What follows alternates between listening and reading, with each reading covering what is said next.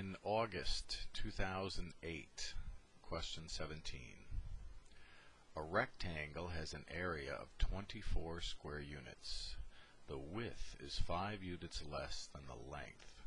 What is the length in units of the rectangle?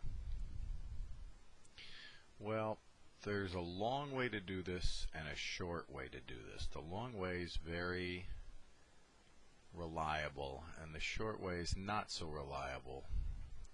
So I'll show you both. The long way would be to use quadratics. Let's see. The length of this thing. Let's say that we're going to call the length of this rectangle, which is what we're looking for, we'll call it x. And therefore, the width would be 5 units less than the length. So I take the length and subtract 5 from it. Okay. So the area of a rectangle is length times the width, and that's equal to the area they gave me of 24. Okay, here's my quadratics.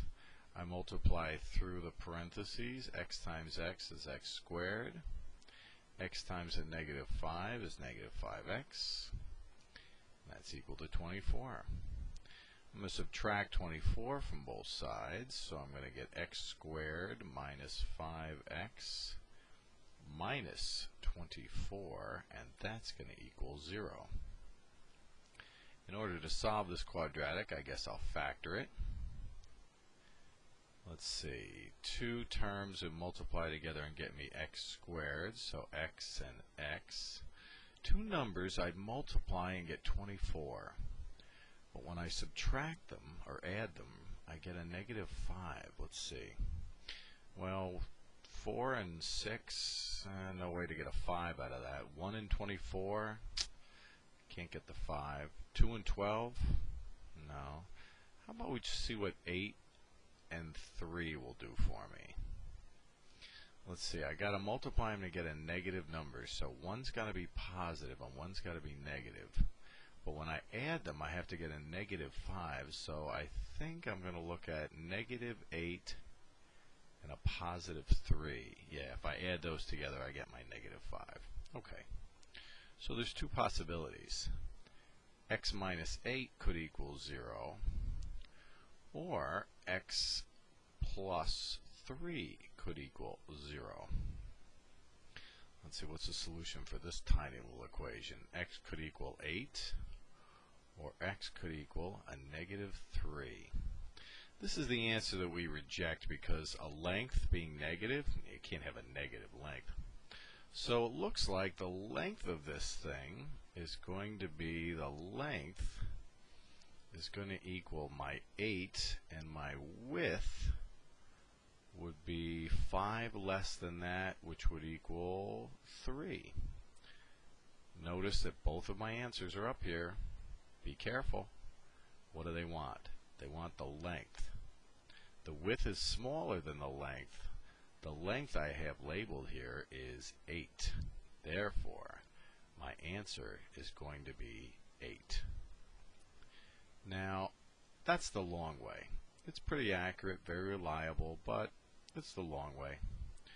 And I'm aware that my students like to see how little writing they could do, so let's see if we can get that answer in a different way. Let's try the unreliable guess and check. It's kind of attractive here because there's only so many numbers that are possible. So let's say I'm going to guess numbers for the length and I'm going to guess numbers for the width. Let's see, how could I get 24? If the length was 1 and the width was 24, then the area would be 24. But the width has to be 5 units less than the length, so that's not going to work. How about if the length was 2 and the width was 12? That'll get me 24, but the width has to be less by 5. How about 3 and 8? If I multiply those two, I'll get 24. But the width has to be 5 less than. What if I call the length 8 and the width 3? Then I multiply them and get 24, and the width is 5 units less than the length. Now, keep in mind, you have to, in your guess and check, you have to show, if this was a problem where you had to show your work, if guess and check, and I'm not a big fan of it, but I'm aware of it, so we'll go through it. If I did do this by guess and check, and this was one of the kind of problems I had to show my work, I have to show at least 3 answers that didn't work, and then identify the one that did work.